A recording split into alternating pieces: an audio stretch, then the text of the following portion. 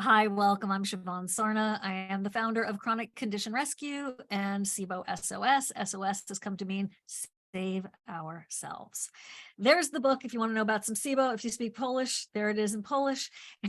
And it's a pleasure today to share this time with you. Please be nice or be gone is the one rule. If you have any questions, put them in the Q&A box.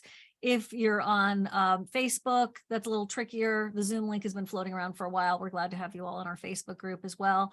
And if you have any tech issues, please put it in chat. Please refrain from using the chat otherwise during the presentation, as it's super distracting. Thank you. Hello, everyone all over the world. Thanks for being here. Steven Wright is my special guest. Now, Steven and I have known each other for a really long time. He is one of my most trusted inner circle people. And when I have a weird medical question, I often call Steve and I'm like, what should I do? And then he gives me very creative answers that I have to think about and then often pursue. And I'm like, I can't believe I'm doing this, but he says it's good. So I'm not even going to call him a health hacker or biohacker because he's like way OG before all of that was happening. Steven has been teaching people about gut health online since what year, Steven? Like 2009? 2009, yeah. Yeah, 2009. He is an engineer by trade. He is one of the smartest, most creative people I know in this space. And he's also sincerely interested in helping the planet, which, as you all may or may not know, I am too.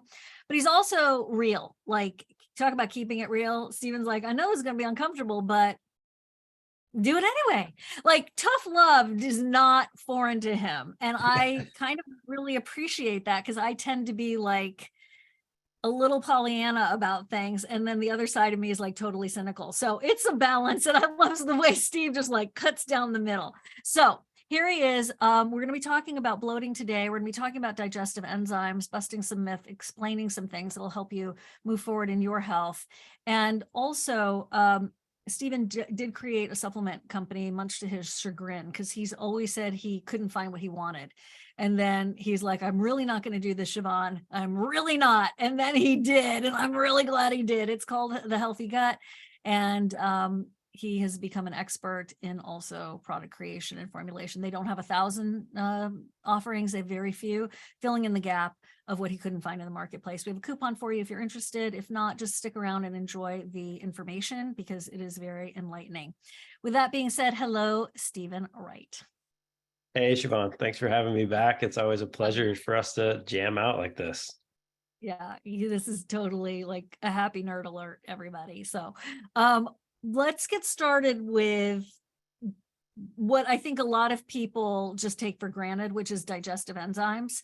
That's one of the most overlooked first line therapies, things you can do for yourself without having a script, that I see continually in the Facebook group with the, now 26,000 people in it. Shout out to Facebook group. It's SIBO SOS community if you want to join. And I think it's almost like we try to make certain things more complicated. I'll speak for myself, and poo-poo things that just seem like really obvious or don't have like this massive pain in the butt to get them. And they're not like super expensive. How could they be good? So can you take us through some digestive enzyme scoop and why we should be thinking about them if we have bloating and constipation and diarrhea and malnutrition ultimately? Yeah, I mean, there is a reason why, most of your practitioners out there, it doesn't matter if they're integrative, functional, even MDs learn about enzymes and they have prescription enzymes like Creon. There's a reason why every layer of health training on the gut will advocate for testing supplemental enzymes. And that's because they literally are needed to break down the foods we eat. And it's really easy to disrupt their function, whether you have inflammation, whether you're aging, whether the pH in your gut's a little off, whether you're just not making enough, not delivering them. So there's just so many, it's a delicate balance. It really is. I'm really starting to think more and more about the gut just as this really delicate balance. And it's pretty easy to throw that off, frankly, in today's world with all the fun stuff we have, such as webinars and Wi-Fi's and mold and toxins and all the cool things, frankly.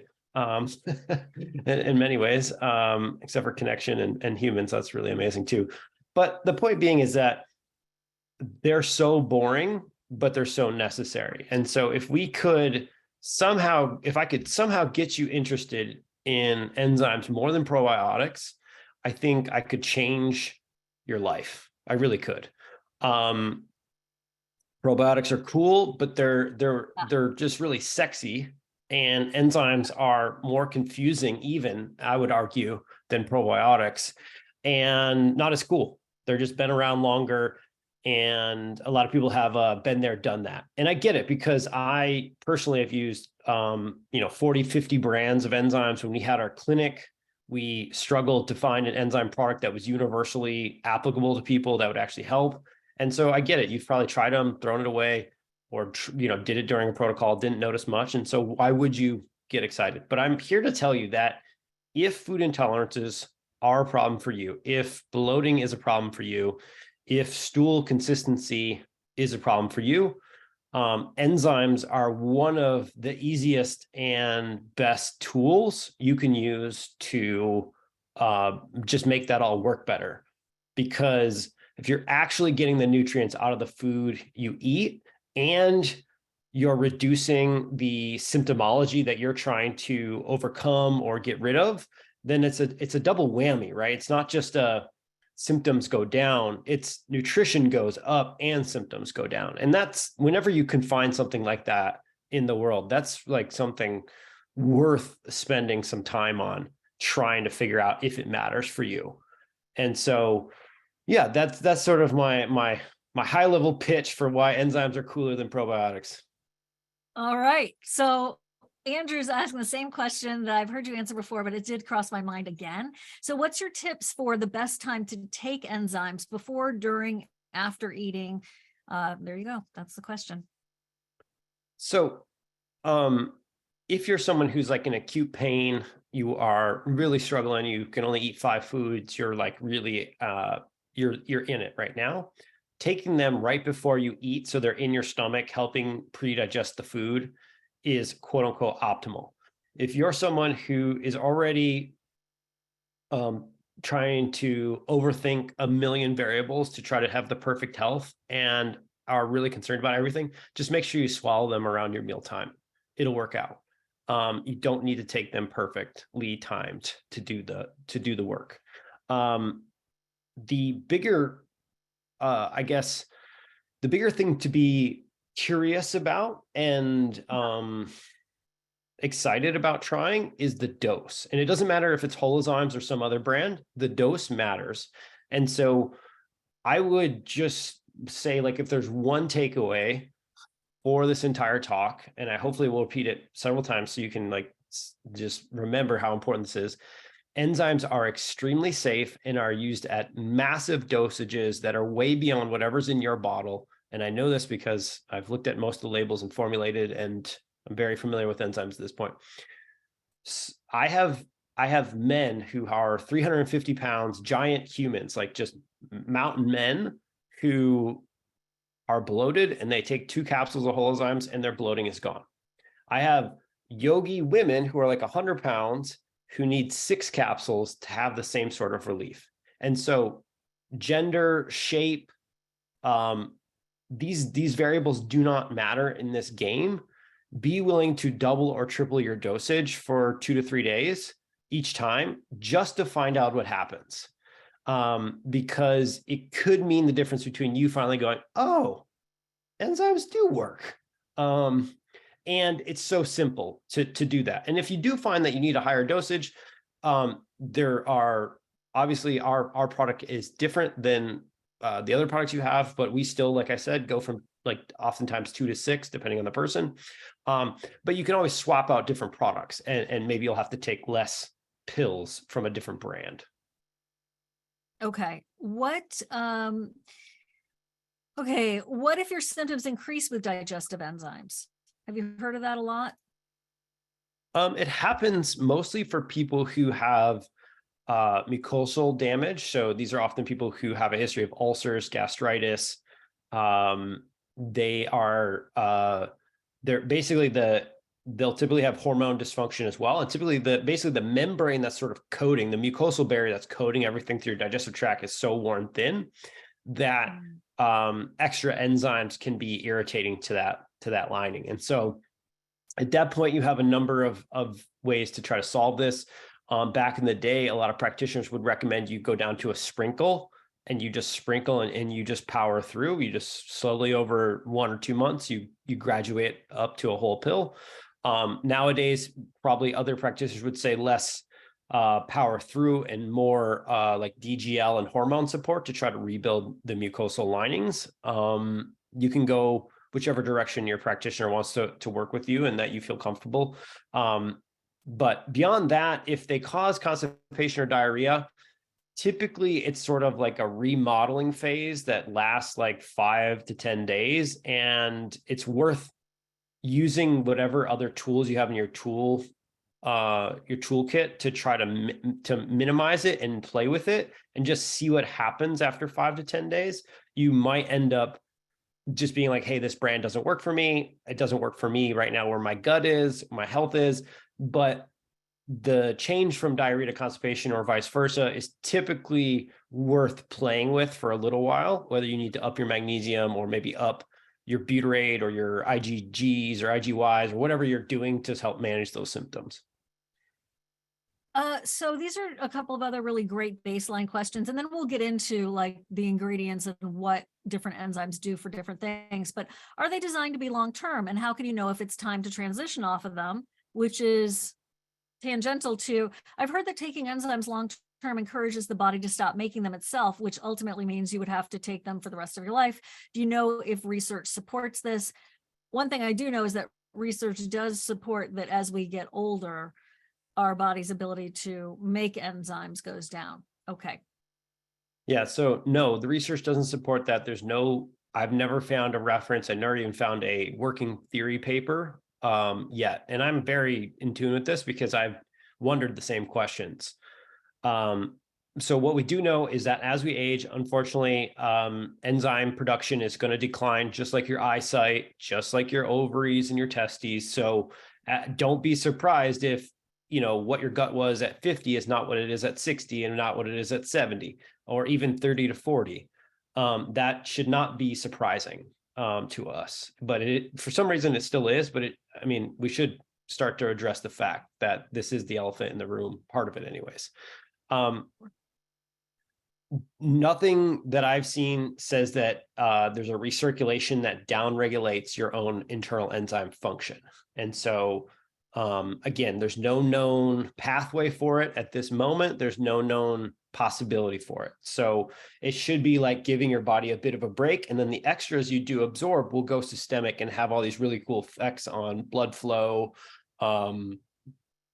inflammation markers like fibrinogen and fibrin, things like that. So there's even if you have an extra that you take via a capsule, there's benefits to getting that into your body as well.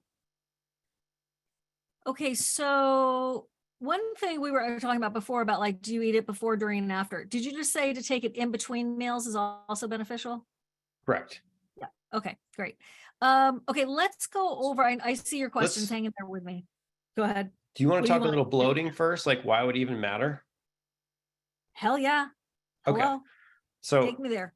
I assume that a lot of people here have bloating and maybe you haven't heard my story.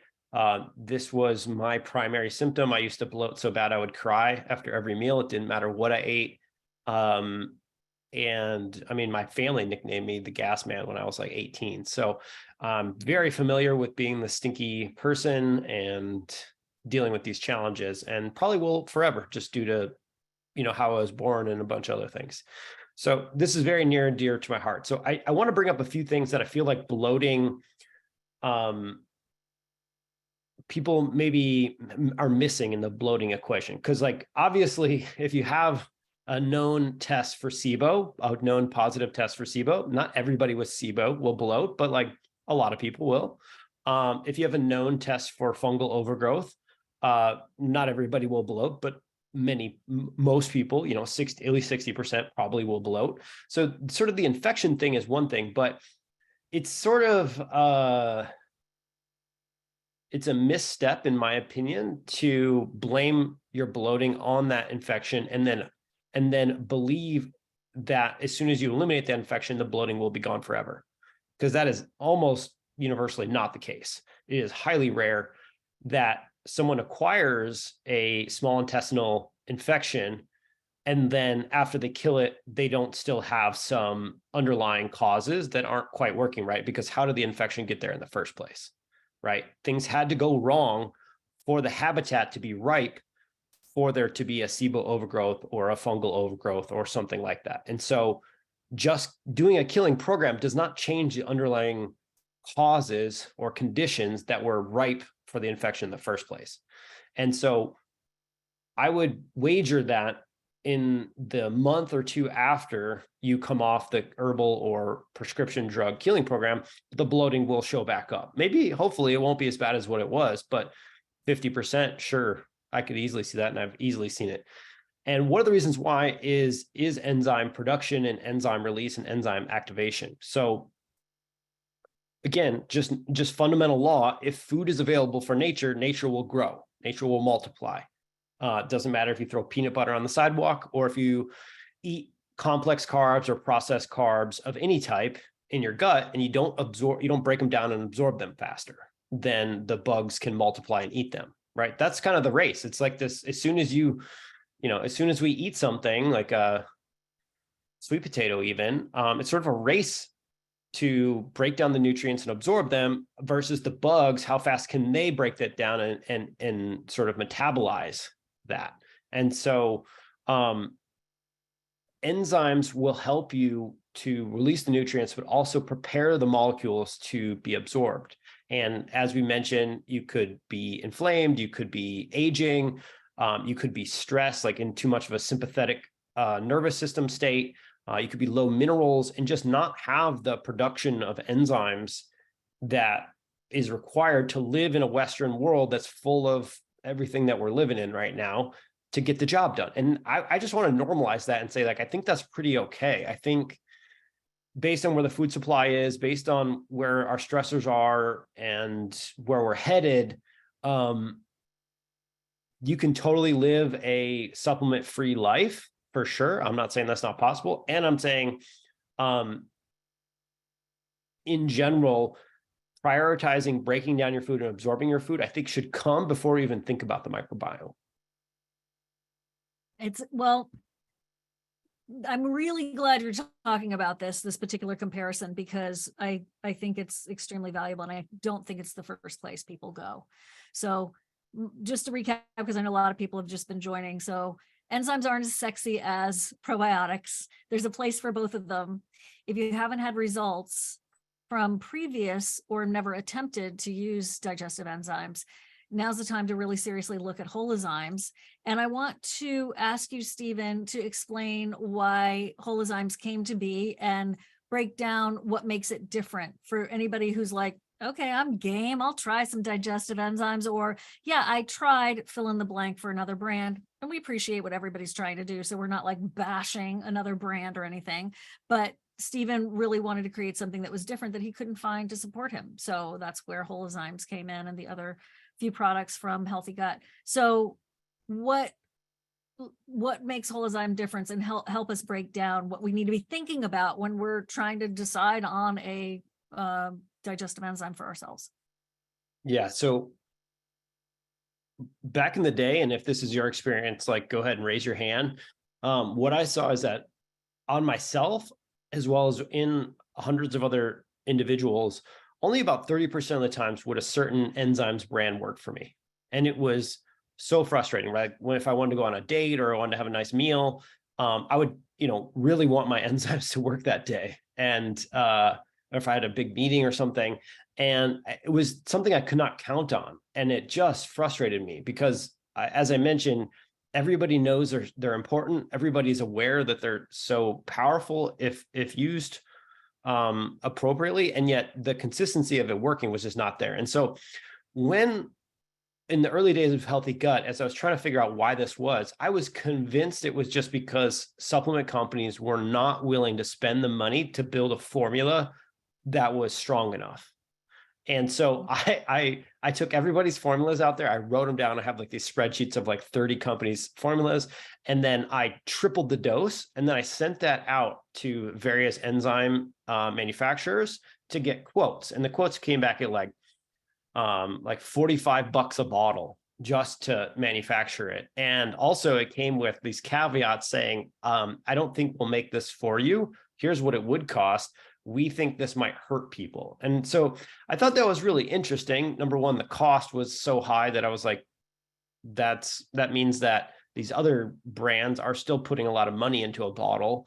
Because, after you have freight, you have shipping, you have your team, you have all the fees from all the freaking SaaS companies that take all of our money these days, like all the subscriptions. Like you have to have a solid markup to ever have a business that will last in the supplement company. But I assumed that I could cut that down, and that just wasn't the case. So then that made me dig deeper. And I finally found a scientist in Utah who explained it to me. And it was dead simple. If your bottle is vegan or vegetarian, if it says that, if it was grown in a lab, which they all are, if it says that, they do not have a mineral cofactor packaged with them. And if you extract it from a pig, a cow, or a human, these are your pancreatins. It has to be labeled pancreatin if it's extracted that way. They do have a mineral cofactor with it.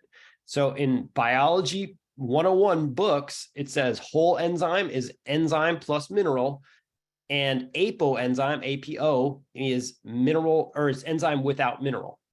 And he's like, I read this, I went into the lab and I dropped minerals in with the enzymes to try to figure out which ones donated their electrons most efficiently to make the enzymes turn on. And so you could use less enzyme amounts, but make them work better under all conditions.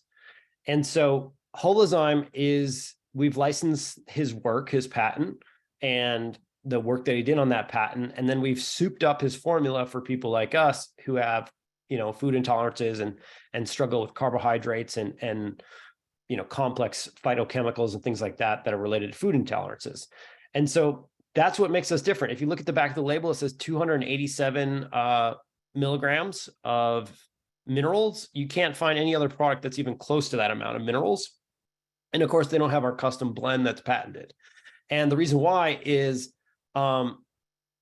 people are still failing to realize that without the mineral complex in with the enzymes, you're praying and hoping that the food you eat contains the specific mineral to turn on the enzyme. So the chicken in the salad, or the sweet potatoes and the grass-fed beef, like whatever it is, you're praying that you can liberate calcium or magnesium or something from that meal and donate it to turn on those enzymes, versus holozyme, it's all in one package. It's ready to go no matter the conditions. So you're going to be increased. So somebody's asking, like, are you proposing that this is going to help your bloating because from enzymes? But if you backwards engineer what he's saying, yes, because your digestion is going to be improved. There'll be, your body will receive more nutrients. There will be less bloating because there'll be less fermentation because it's not going to be hanging out as long. So there are a lot of ways that this is going to be helping you beyond just bloating. But again, going back to the root cause, back to digesting your food, bioavailability. And while you simultaneously work on reducing an overgrowth and that kind of thing, keeping in mind that a lot of people, when they clear SIBO, have food intolerances that go away. But in the meanwhile, their digestion is not being maximized and optimized so that they're not digesting their food properly. So yes, it is a vicious cycle, but we're trying to intervene and intercept in the middle of it to try to get you to actually digest your food more effectively. I am going to get to your questions in just a sec. I just want to ask you one more thing, Steven, which is, which digestive enzymes, when we're looking at labels, work on different things? So we have the cofactor in holozyme, and then we have the protease, amylase, lipase, cellulase, et cetera. Can you just go through that quickly for us? Yeah. So universally, if you have a bloating issue, I would say nothing is ever 100%, but 99% of the time you have a fiber carbohydrate based problem. So bloating, think carbs, basically. Now I'm using carbs to catch all kinds of things, including phytochemicals, and certain types of like cellulose and things that are part of a cell from a plant, but rarely is bloating caused from protein. Rarely is bloating caused from fat. You might get diarrhea, you might get some burps and things like that, but those parts of our foods don't universally cause bloating. Again, nothing's 100%, but I will say, in my estimation of doing this work for almost 14 years now, that's pretty accurate and something you can pretty much rely on. So the majority of all enzyme products are mostly based around trying to help people with these complex plant molecules. Lipase is for fat, and so everybody should have lipase in their enzyme. Protease is for protein. Everybody will have protease or should have protease in their enzyme. And then after that, essentially, the majority of everything that's left is all around dealing with plants and carbohydrates. All those specialty enzymes are all really there because the 3D architecture of a plant is really complex, and the carbohydrate complexity is huge. And the byproduct is, if you don't do it correctly, you bloat. And so now the crazy thing is that amylase is made in your mouth. That's the main carbohydrate digesting enzyme. It'll be in every single enzyme product you have. There should be. The rest of like the main ones or the specialty ones, that's all kind of happening at your gut barrier. It's down in your small intestine. And so early, like where my work started was with a specific carbohydrate diet and using sort of types of elimination diets to help with bloating and help with various symptoms of the gut. And a huge component of SCD and GAPS, and then FODMAPs after that, who kind of built on that work, was and still is the selective restriction of multi-chain carbohydrate structures and disaccharides. Because if your gut barrier, if your villi are damaged, the hallmark of celiac disease is blunted villi. That's like the defining gold standard of diagnosis. I hope you're not celiac, but the rest of us who aren't labeled as celiacs but still exhibit all the same symptoms of a celiac, there's probably some blunting going on. When those guys lose their form, their architecture, they can't give off the enzymes. It's not just pancreatic enzymes. It's also the villi and the brush border. Look up brush border enzymes. There's also microbiome enzymes. So that's where a lot of the bloating breaks down, if you will. It's probably not the best use of language, but that's where the bloating sort of happens, is when that part of the digestion process fails. And it's so easy for that part to get disrupted. You've heard, probably 100 speakers other than me talk about how easy it is to mess up our gut barrier, our small intestine, our villi. And so that's where all the specialty enzymes you see on the back of the bottle, that's where they come in. And that's why bloating can be so helped from enzymes, is because each of those enzymes is trying to cut off a certain part of a carbohydrate chain or a multivariate polyphenol chain, these specific substances that for certain individuals cause like immediate bloating. If you can cut them properly or make them smaller, either the body can absorb it or a different bug can do something with it, and the bloating doesn't happen as much. Because as Shivan said,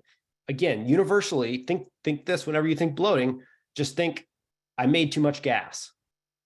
I mean, you didn't really do it, the microbiome or the overgrowth did, but your gut made more gas than it was able to do with the food than other bodies. And so bloating equals gas, less bloating equals less gas production and more probably nutrient absorption and elimination. Here's the thing. When you guys are asking about like, will this help me with, like, I don't want to go to the doctor because they're going to put me on traditional drugs. Probably want me to take antibiotics, been using some of the products, but the problem still continues. So this is extremely complicated and not at the same time. Like, you'll need to do some sussing out. Like, I tried digestive enzymes and I didn't get the result I wanted. Are you doing enough, to Steven's point about the big person and the little person. One person needed 6, one needed 2, but also like, have you done a parasite test? Have you done a SIBO breath test? If you're really miserable and you're like, something else is wrong, and it was like all of a sudden, or, I have a lot of GERD, so it's a little bit more digging you may need to do. But also, if you're afraid of going to a doctor that's going to prescribe antibiotics and you don't want to do antibiotics, then maybe you need to find a different doctor and a practitioner who can work with you to find a program and a plan that's going to, make you happier. If you're like, hell no, I'm not doing that. A couple of questions here. Does holozyme contain the serine protease chymotrypsin? Chymotrypsin? No, it doesn't. That's it. Yeah. Chymotrypsin is a really cool enzyme. You have to extract it from beef or pigs, and so holozymes right now is an all vegetarian, vegan product, all lab grown. But chymotrypsin is really cool, and in the future you might see some stuff from us, but probably more on the systemic usage of that. Okay, and then are enzymes safe for MCAS patients who are reactive to fermentation? I'm assuming that's histamine mast cell activation syndrome folks. Yeah. Look, I would say 30 to 40% of all of our customers have a pretty solid histamine related issues. I don't know if that many of them have MCAS diagnoses, because that's still pretty new to have, but some of the top histamine clinics in the world use our products and rely on our products. So as long as you're tolerating normal things like curcumin and food, you will likely tolerate holozyme, but obviously know your body, know your situation, start with sprinkles and work up, as everybody with MCAS does. Lara, hey, is any part of your product made from corn? Magnesium stearate, for example? I have serious corn allergies. I've done everything I can in my power to strip corn and corn derivatives out of our lineup. And so at this moment in time, I'm not aware of anything in holozyme that comes from corn or corn derivative, and we don't use magnesium stearate in the entire product lineup. Okay. Heart patients like AFib, is it safe for them? Patty's wondering. You'd have to obviously speak with your doctor on any sort of interactions, but I am unaware of anything that would make that matter. This should be. And Joan is also asking about bile, if they have no gallbladder or spleen. I would argue holozyme's better for somebody with no gallbladder than ox bile, and I'll die on that hill.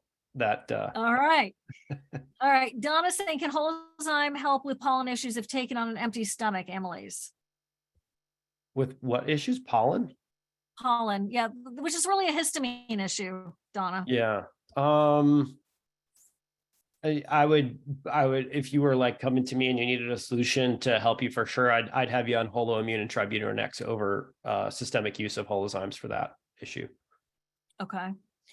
Would blood sugar dysregulation and strain on the pancreas cause decreased pancreatic output? It totally could. In one of the test trials for holozymes to get for the AES activation patent to get approved, is they had to show that it did something, right? Because it's cool if you have all these cool theories, which most of us do, but does it actually do something? And so they did a placebo-controlled trial, just small number of people, like 12 people, I think, and they measured postprandial, so after your meal, blood glucose curves, and they found the people that took the holozymes had approximately about an 18% reduction in their curve peak. Now, that doesn't mean it's going to happen for you at all, but what it does suggest is that insulin and glucose are affected by our digestive enzymes, and supplementing with them, work with your own practitioner and whatnot, could be part of staying insulin sensitive. And then please review the possible causes of low enzyme production, low minerals, which and what else? So low enzyme production. So we have aging. Aging is number one. Nervous system disorders, being too sympathetic driven, not enough parasympathetic driven.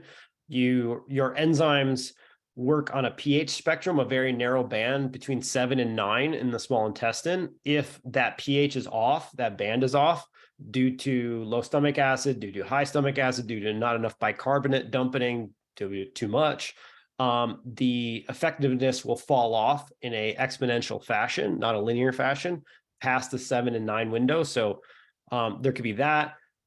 You could have like actual blockages or blood flow issues to those organs and around those organs. And then, I think there's one that I wanted to bring up that is kind of controversial. But just like I believe our reliance on elimination diets is causing elimination dysbiosis in the microbiome, I believe that our elimination diets are causing like this elimination paradox with enzymes, where you should be able to reintroduce most foods after you've done your basic healing protocols and then your killing protocols. Like it's not normal to be like reactive to broccoli and chicken and like the normal fruits and vegetables and even starches. But our body is extremely efficient with resources. So if, hey, Kitty, that was a cat, right? Yep. Okay. I thought I saw something there. No. So the body's really efficient with resources. Like if you're bedridden due to some sort of issue, like my dad was for part of the pandemic due to some blood clotting issues, you lose like pounds of muscle mass immediately because you're not even moving. Like the gravity and the movement of your body will break down the muscle and it'll reuse those amino acids elsewhere. Just like it's really hard to have great hair, skin, and nails as we age due to loss of this protein absorption as well. So if you stop ingesting, for instance, carbohydrates for a really long time period, or various types of plant molecules like that are found in the FODMAPs groups, and then you reintroduce them, and immediately you're just met with bloating and maybe some loose stools or constipation creep or something like that just sort of flares up. This should almost be expected, because the enzymes that are required to break down these products, especially if you've been off of them for a long time, are gonna be very, very low. So there's like a feedback where if you want to introduce a food, you actually have to like slowly, start with a quarter cup, then a half cup, then 3/4 cup, then a cup, and do this day by day by day. Give your pancreas, give your brush border, give your microbiome time to ramp up their own enzyme production to actually be tolerant of these foods. It's not just a histamine thing. It's not just an immune system thing or a leaky gut thing. There's also, there's compensation here with your body's production, and you got to give it you can't fire off memos and just tell it what to do. You got to give it a little time to react to what you're doing with it. So that's where supplemental enzymes are extremely helpful for like that gap period where, those first 2 weeks of like a new food group that are just kind of messy and hard. You can bridge that faster, get your body used to this new food group, and then you can bridge off the enzymes later. Cool. All right. MB Kennedy, did you just suggest that they're helpful with hair loss? Did you say that? Yeah. I mean, if you don't have enough amino acids, you can do everything you want regarding DHT and hormones and things like this. But if you don't have enough amino acids to repair your cells and build muscle, your body will not give amino acids to your hair, skin, and nails. So that's just fundamental. We did a whole masterclass with Dr. Sharon Stills about hair loss, because I've experienced that before and it sucks. And that's such a good point, Steve, because like you can do all the topicals, you can do the lasers, you can do all kinds of stuff, and you have to have those building blocks. And by the time you're losing your hair, like you're depleted, like you definitely are depleted, and it's a heartbreak, totally a heartbreak. So hang in there. Let's get those nutrients to you and really let your body use them. I'm going to go through a whole bunch of questions for you, Steven. Are you ready? Okay. Get a sip of that cold brew, my friend. Here we go. From Andrew. So the presence of enzymes in the gut early will not have negative feedback effects on HCl production. So I guess really like, will the enzymes affect HCl production? Not materially that I'm aware of, because the body's sensing the pH level in the stomach, and the enzymes, I don't think material are going to change that. Judith or Edith, I'm never pronouncing that right. I'm sorry. But welcome back. Hi. I'm extremely reactive to consuming dairy, specifically things like yogurt, kefir, but not milk. Interesting. Butter, fat, cheese with no digestive symptoms at all, but very severe body pain lasting for hours and days. Is there a specific enzyme formula that could best address this problem? Would it be lactase? I mean, well, lactase is, everybody blames, okay, so this is another theory / hill I would die on about. Everybody blames lactase, which, hey, for the record, this is a teaching point. Lactase is a brush border enzyme. If you're losing lactase production, you're also losing other brush border enzyme production as we age. So just, I don't know, heads up there. It would make sense that why would it make sense that we only lose one enzyme function that we had as kids and not the other ones, or some of the other ones? So just heads up there. But a lot of people blame lactase. They try lactate or other lactose, quote unquote, free products. And they also don't feel well. There is a protein, both whey protein and casein protein in dairy that I believe gives people just as many headaches and problems as the sugar or the carbohydrate lactose. So there is a theory that malabsorbed casein and malabsorbed fractions of wheat can go systemic and interact with some of the opioid systems or endocannabinoid systems. I'm not exactly, an expert on that. I haven't gone down that research rabbit hole in like 10 years. So I don't remember exactly what it is, but there is a theory, and there are sensitive people where you're not breaking down your dairy proteins correctly, and they're passing through into the blood and, tapping into various pain or anti-pain receptors inside the body. And so using a high dose protease strain product, like for instance, our protease is actually 2 strains of protease mixed together. And so using a multi-strain protease blend may be able to help you with that. It may not. It's a multifactorial issue with your leaky gut, your mucosal barrier, probably in some immune system related things. But I think it's worth noting that don't be surprised if there's more research in the future about the proteins in dairy and less about the carbohydrates in dairy. Right. TW, hi, Steve. Did you mention something called DGL to take? Yeah, so deglycerinized licorice root, DGL. Glycerin is the component of licorice root that can help you if you, say, have really bad adrenals and you need to shift your cortisol curve, you need to bring it up in the morning. You might have low blood pressure. You can use glycerin extract and licorice root to work with those things. But you can also remove that component, which has all these effects on cortisol and heart related stuff. And you can take it in higher dosages. And they do this in Asia predominantly for mucosal membrane healing. And so you'll see products out there like 500,000 milligrams per capsule. Talk with a practitioner, but in general, most of them will have you on around 3,000 milligrams a day. And that can help repair that mucosal damage or inflammation. Okay. Myrna, you are going through chemo for liver cancer. Bless you. I'm so sorry you're going through that. I don't want you to do anything without talking to your doctor. None of this is medical advice, by the way. This is just like really phenomenal information for you to turn your information into thinking and learning. So I'm so sorry. Ugh. One thing about constipation and medicines that I definitely want you to look at is asking your doctor about a prokinetic. And there's one in particular. It sounds like Dom Perignon champagne. It's like Dom Perignon or something. Really doing a bad job, but that's also quite memorable. So ask your doctor about that.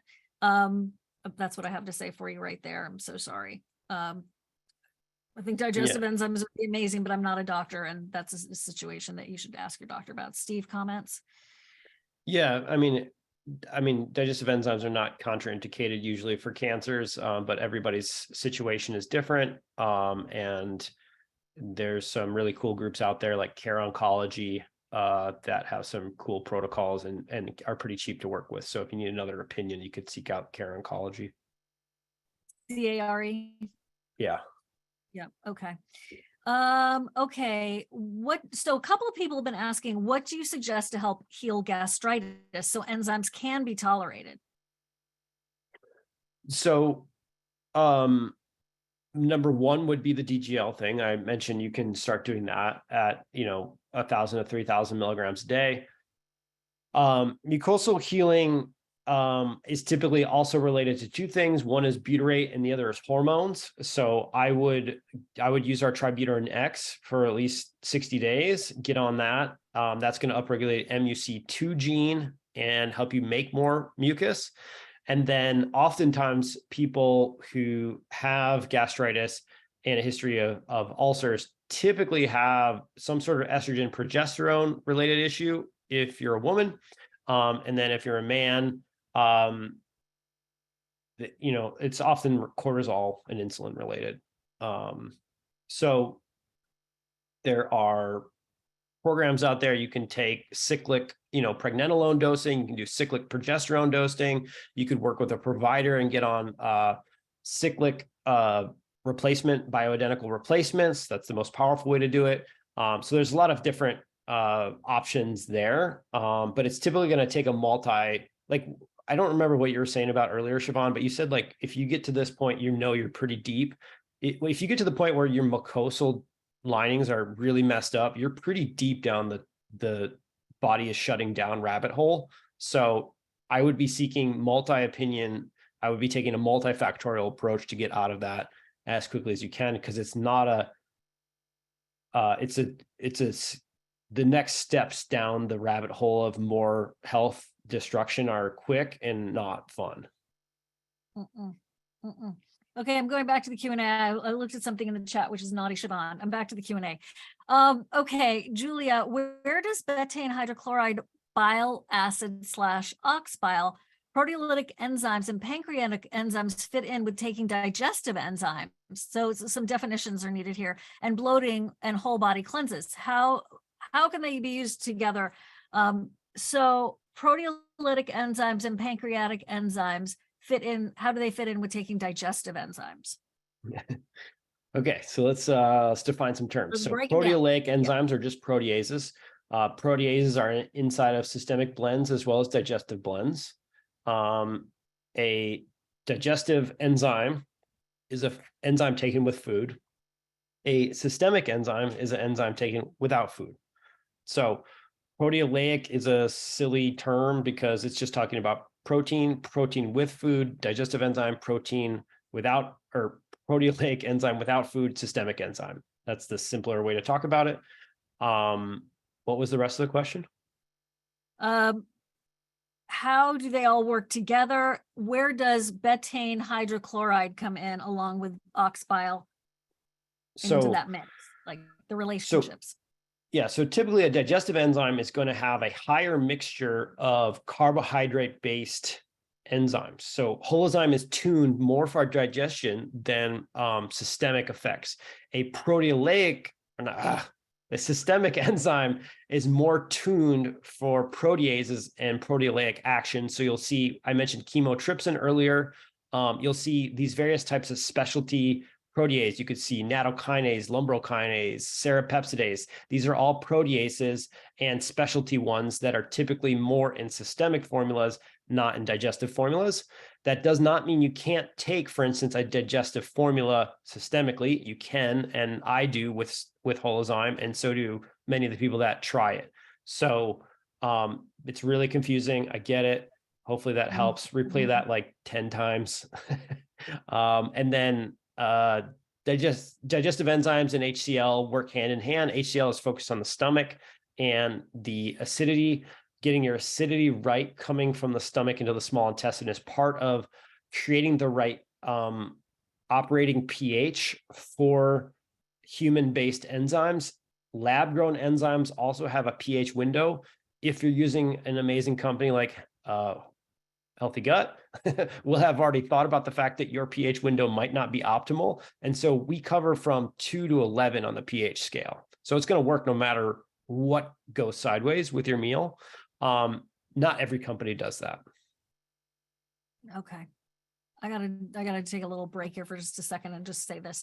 And Clarissa, if you can pop the Rupa Labs link in the chat for me, please. So for those of you who are trying to figure out whether or not you have a parasite, GI map is a good test for that.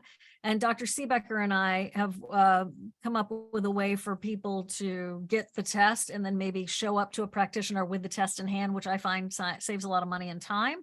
So there's the Rupa Health link that you can check out, GI map and, you know, things with the zonulin and all of that.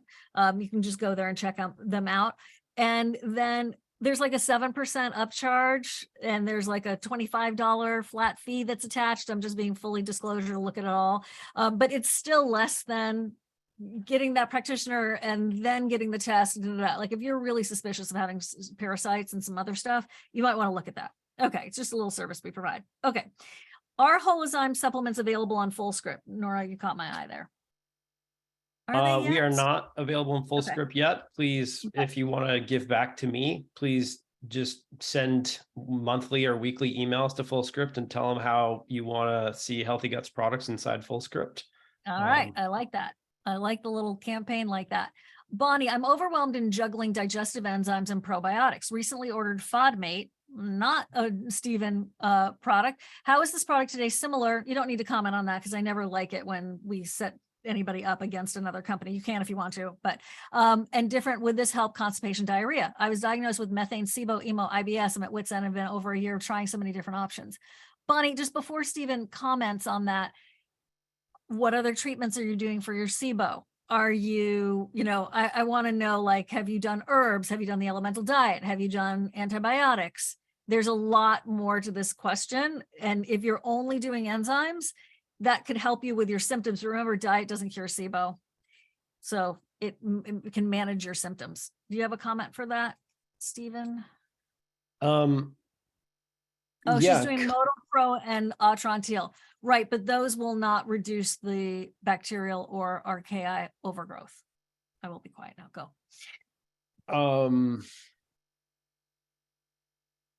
Yeah. So, number one, I feel for you.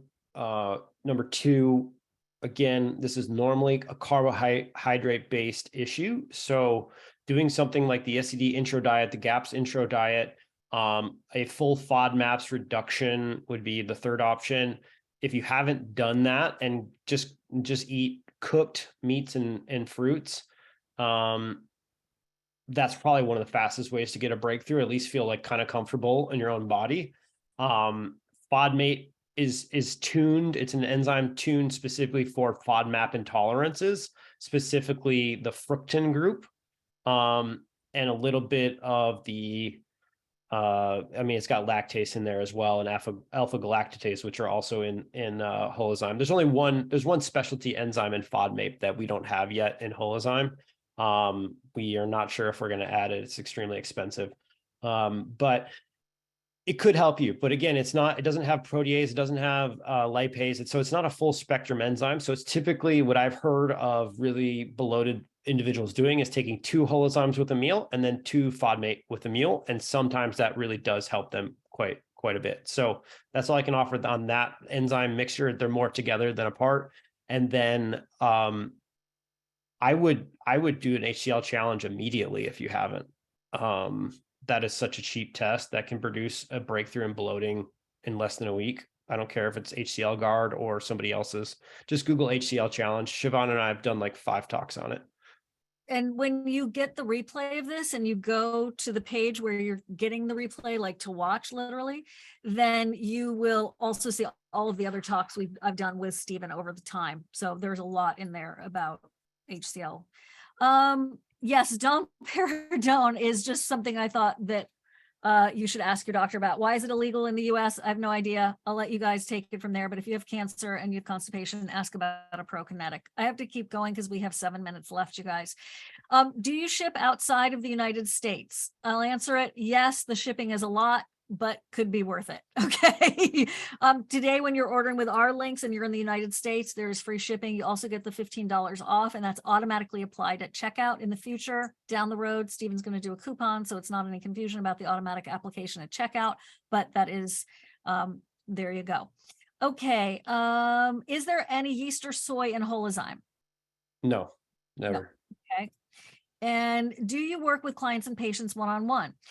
Heather, he doesn't, but once you buy some of the products from HealthyGut, that's my cat walking by, they have a phenomenal Facebook group. So tell us about that, Steven, because it's really different. Yeah. So a few things. Number one is I haven't figured out how to do the marketing yet because I've been too focused on science and other things. But if I could figure out how to do the Pepsi challenge for the holozyme, Pepsi versus Coke challenge, if any of y'all are old enough to remember that. But that was pretty cool. We're like the next generation enzyme. I would challenge holozyme against anything you have and freely give you your money back if it doesn't work for you. Part of that challenge is that we have 4 health coaches on the team. Their primary job is to pick up the phone during business hours so you can talk with them about your specific questions about our products. We have a Facebook group that is highly active with a lot of really like-minded, nice people who are exploring their health, and they're asking questions like what you're asking today. We do keep that reserved for customers at the time being because basically we have these health coaches in there that I'm paying to be in there to answer everybody's questions. But you can also book times with our health coaches and just discuss, would this product make sense for me? I'm not seeing the results. Steven said I would feel this way and I don't feel that way. Can you tell me why? Like, these are all valid and useful inquiries that we have health coaches trained to help you with. Oh, and Mary's saying Coach Don is wonderful and so helpful. Thank you for the excellent support. That's awesome. Where are the talk links, please? You're going to get an email with the replay. And thanks for shipping to the UK both, and for the holozyme challenge tip I hadn't realized. Okay. Clarissa, can you check to see if people can copy the links? Many people complain about not being able to copy the links. Well, just so you know, you're going to get an email with the links in it, so you can click there if you want. Okay. How do you increase your parasympathetic driven system? That's a great question, especially if you have gut issues. Quickly, Steven, go for that. Gargling. There's devices out there you can buy. You can get implants. Breath work is a really simple and cheap one, but it also requires you to, really try and be willing to cry a little bit usually. Cold therapy and hot therapies can also force you into parasympathetic and focus on that. There's herbal options like B Serene, which is a product we make. So typically, I myself had a lot of sympathetic dominance and still struggle with anxiety and those types of things. And it typically requires a full spectrum of things to kind of help train your nervous system that it's okay to be in parasympathetic. Yes, we are running out of time, so I had to just go production. Yeah, there's a bean one in there for legumes and beans and cruciferous vegetables. Yeah. Alpha galactase is one of the main enzymes, but it also needs cellulase. The research on raffinose, which is a component of these foods and causes a lot of bloating, is really cool. So alpha galactase, cellulase is kind of like the combo for beans, legumes. You'll also need amylase typically as well. And Barb's saying, what would cause young children to be low in enzymes, not produce enzymes? Stress, divorce, bullying. They could have infections already. They could have low stomach acid, parasympathetic, sympathetic imbalances. Kids aren't really that different than adults at some level. They're very different, obviously, but there's also like the same causes are often very related, unfortunately. Gary, yes, if you bought something in one of our programs 3 years ago, email us at info@sibosos.com. We do not turn off access to our content. Like, you have to rebuy it in a year and stuff. I just made that philosophical decision a long time ago. Okay, Naveed just wants to confirm, is holozyme a brush border enzyme? I think I already asked you that, but correct. So yep. Holozyme contains brush border enzymes. It contains pancreatic enzymes and microbiome enzymes. It contains all 3. Okay, thank you. Okay, you guys. What were the holozyme tips? Ruth is asking. Ruth, did you come in late? We've been at it. We've been at it for a long time. Oh, Andrew, glad you're here. I'm a naturopathic doctor, have Crohn's disease in remission and unmedicated for 18 years. Awesome. Awesome. Good for you. Hey, Naveed, we just started a partnership with a UK distributor for practitioners. Email us at support@HealthyGut. We'll get you the name of the UK distributor. They should be up and running in the next month. We've also have a Australia practitioner distributor. And Andrew, if you're not a distributor yet, email us as well, and we'll get you set up with a discount. Okay, awesome. So to start with your holozyme, he talked about earlier, if it doesn't matter on your weight or your shape, you can take it with your food. You can take it food adjacent, just get it in. You can take it in between your food, but ideally for maximum benefit, but don't let it be an all or none thinking where it's like, oh, if I can't get maximum, I'm not going to do it at all. Do it right when you're eating your food. But it's better to like, oh my gosh, I forgot. I keep mine on my dining room table and I tend to eat at the couch. So I have it right on my coffee table. It's so lame, I know, but I don't care, because if it's not in front of me, as Steven knows so well, I will often not be compliant because I just. So I put it everywhere. I'm a very visual person and I just put it everywhere. And that really, really helps me. I have it in my purse in case I forget to take it while I'm at the house. I have it in my coffee table, my dining room table, and by my bed. You don't have to buy like 6 bottles. You can if you want to. It's great pricing, but like just put them in a little plastic bag or another pretty little, we all have jars around and stuff. Bonnie's in her car too. I get it, Bonnie. Let's pop some love into the chat for Steven. He's so devoted to this audience and this group, and I so appreciate it. And he's showing up every single month for us, answering questions. By the way, his Facebook group is fantastic. I mean, I don't know really of another supplement company that is as devoted.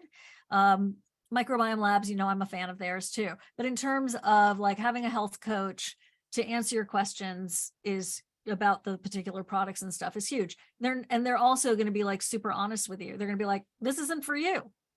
Like upside is not happening there. An unhappy customer is worse for business than, you buying something and thinking, oh, well, at least we got the one purchase. That's not his philosophy. That's not my philosophy. So please, just know that you're in good hands here and it's worth a try.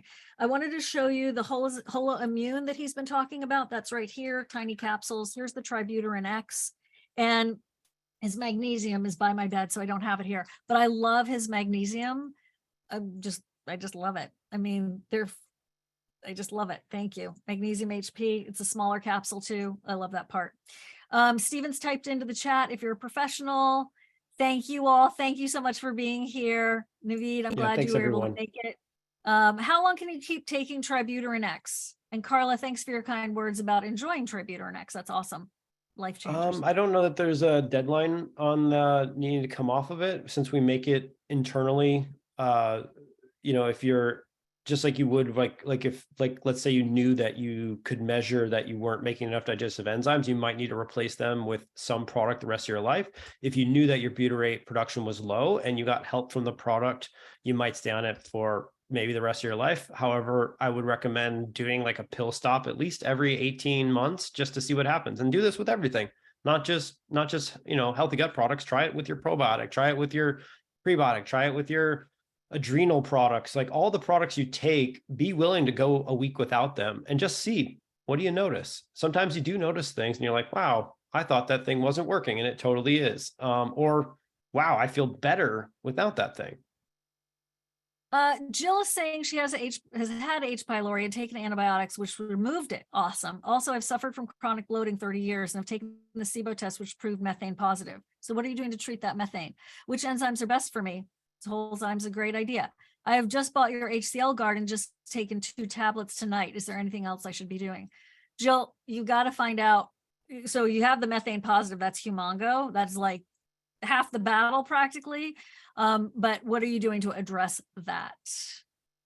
Any word on I just saw it.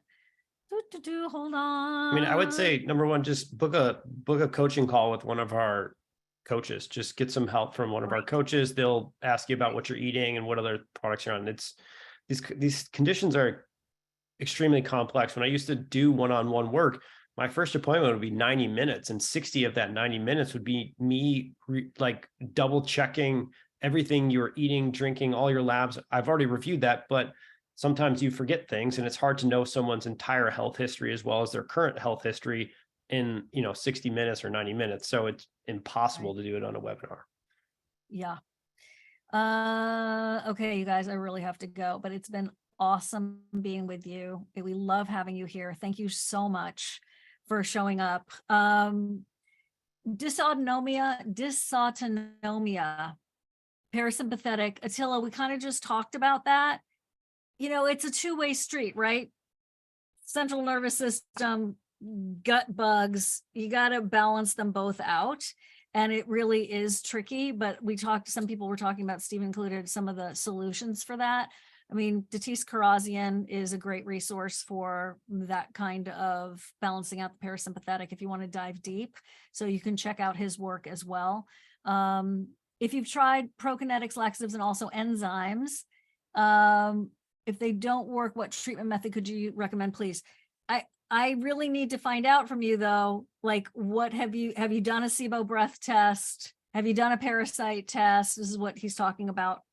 Some underlying causes. There's really, what appears to me is there's no downside to doing a digestive enzyme, right? Of the holozyme. Like, I just see it as being something, that's why they call it a first line therapy. It's something that is not sexy. We've talked about that. It's something you have access to. You don't need a prescription for it. And it could be your answer to at least getting started, at least getting more nutrition. And remember that once you clear the SIBO, the EMO, the parasites, I'm not saying everybody has them, by the way, but once that stuff clears up, a lot of times psoriasis gets better, eczema gets better. You can tolerate carbohydrates again. You can tolerate fructose again. So there is a downstream to not addressing those root causes. So there you go. And there's hope. There's so much hope. So please don't give up. For those of you thinking like, I've tried everything, Dr. Allison C. Becker and I have this phrase, which is lovingly posed to people who say that, because I was one of those people that said that.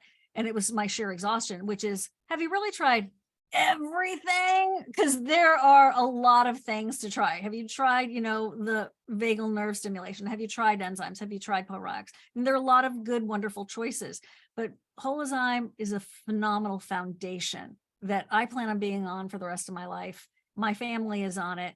We noticed a big difference. Yes, we had to tweak the, dosages, if you want to use that word, but it really did make a difference, even with my like big husband, right? Like he does it different than I do. And it's been a game changer for us. So I obviously recommend it. Okay. We love you, Steven. Thank you. Yeah. Thank you, Shivan. Thank you, everyone. I hope that your bloating goes down and your health gets better, because that's what we're all here to do. Carla passes out holozymes at dinner with friends. That's adorable. And I'm totally going to start doing that. Bonnie, it's not about how much you weigh. It's just, you've got to experiment with a little bit, because like my husband weighs whatever he weighs, a lot more than me. And his is, Stephen gave that example. It's going to be different than the 100-pound yoga teacher. It just depends on your own personal snowflake microbiome and gut. So, okay, go ahead, Stephen. We'll talk to you later. Thank you. And everybody. Thanks, Shivan. Thanks, everyone. Great questions. You guys are so smart. Do not give up, and sure, go for it. Bombard full script. That'd be awesome. Bye. Bye, Clarissa. Thanks, everyone.